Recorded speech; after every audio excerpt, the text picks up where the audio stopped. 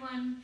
Today we're going to be doing some Muller Rusch. We are on lesson 66 on page 71, and this is number 341.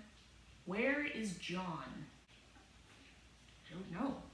It's also raining today, so if you randomly hear thunder or there are some frogs that are croaking out there and I can hear them and it's disgusting, I apologize. I cannot control the weather.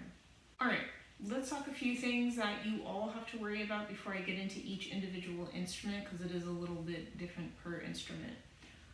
You are all in the key of A major. My suggestion to you is to go practice the A major scale again and that arpeggio.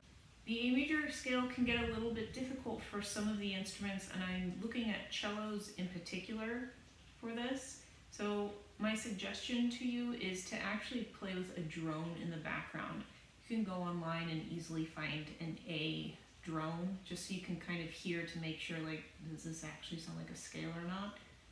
And you can make sure your A string is in tune. Your rhythms are not that difficult. You are in 2/4 times, so make sure you're not accidentally counting 3 and 4 after that. But as long as you're counting 1 and 2 and 1 and 2, and it's not going to be difficult. Make sure at the end where it says DC al fine, you go back to the beginning and then you play until it says fine, because fine means finish. For this particular example, I'm going to be going 80 beats per minute. So it's not fast, so you can focus a little bit more on your intonation, because it can be a little bit tricky. If you do not have a metronome at home, go onto Google, type in online metronome, and adjust it to 80 on the little slidey bar, and then hit play. So let's get into each instrument. Hi violins. Okay, your part is not difficult at all. What I suggest to you is some places to just make sure that you're playing 4th finger. So for an example where it has Roman numeral 4, I'm going to make sure all those E's are 4th finger E. You know how your E string can, like, if you play it too many times in a row, it gets that gross annoying sound? That's what it's going to sound like at Roman numeral 4 if you do that. And then everybody's going to be like, oh my gosh, stop it. So that's why you should play a 4th finger. Also, the more you play a 4th finger, the easier it'll get. Another thing to get in tune is Roman numeral 3, those ties that you have. It's just a normal 3rd finger, but because it's in a higher register for you, it can be out of tune really easily. If you get to that point and you notice, oh, I'm never in tune when I get there, that's your note A. So just compare it to your open A string to check it to see if it makes sense. All right, violins, let's go ahead and play this for you. 1, 2, ready, play.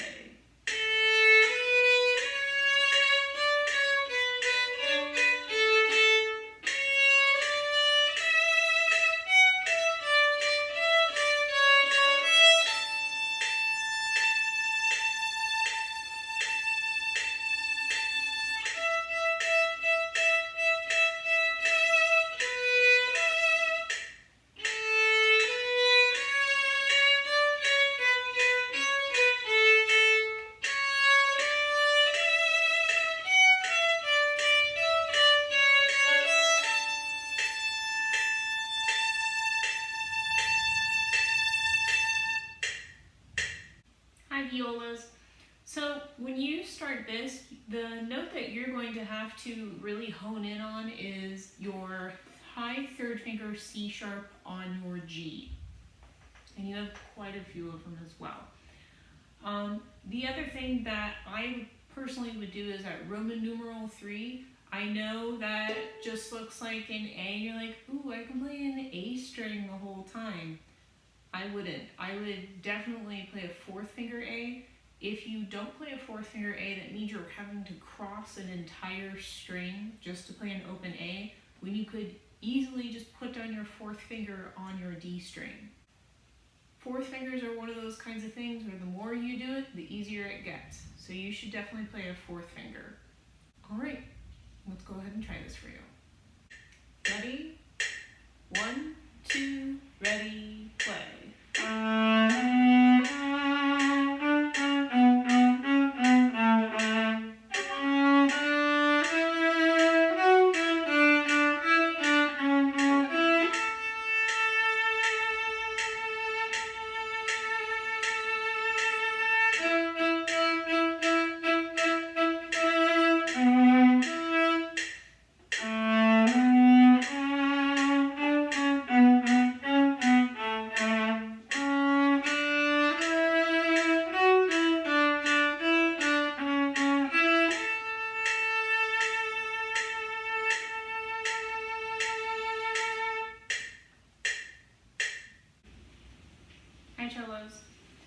think you have the most difficult part.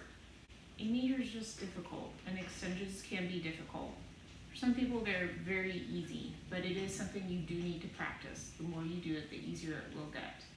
My first suggestion to you is that when you're doing an extension and you have first finger and then you have stretched your second finger, your thumb needs to travel with that second finger. So your hand is going to be pretty stretched out.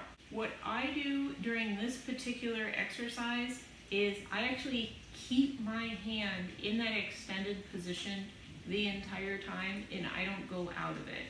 So like at Roman numeral 3 where you have an open A, you're going to want to retract your hand so it can relax a little bit. I would just keep it there. The same thing in Roman numeral 4 where you have a bunch of E's to start out with. Keep your hand in that extended position because you're going to have to go 1, extended to 1, and then back to the beginning with extensions again. So just keep your hand in that position. Basically, this entire exercise is so that you can do extensions. All right, Tills, let's go ahead and try it. Ready? 1, 2, ready, and.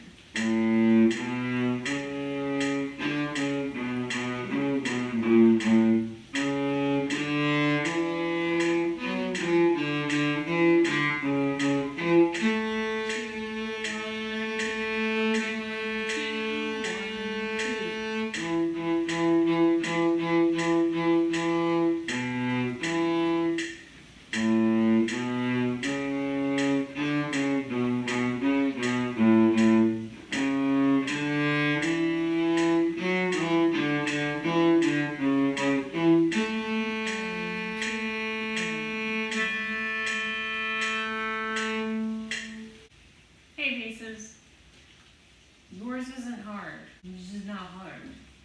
The only thing I would really make sure to do is that you're playing a 4th finger C sharp on your A string, but it's not hard. Like, I can do it. That's how you know it's not hard. So let's go ahead and start it. Okay, let's go. Ready? 1, 2, ready, and.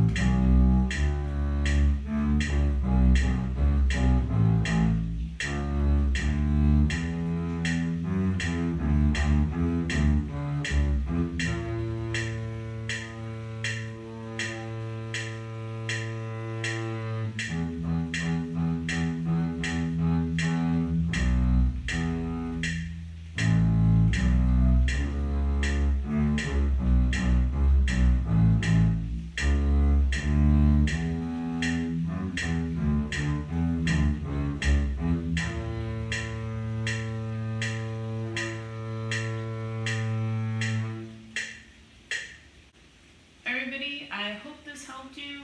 I'm sorry it's raining and it's probably causing some noise issues, but I cannot control that. If you have any questions, let me know. Thanks. Bye.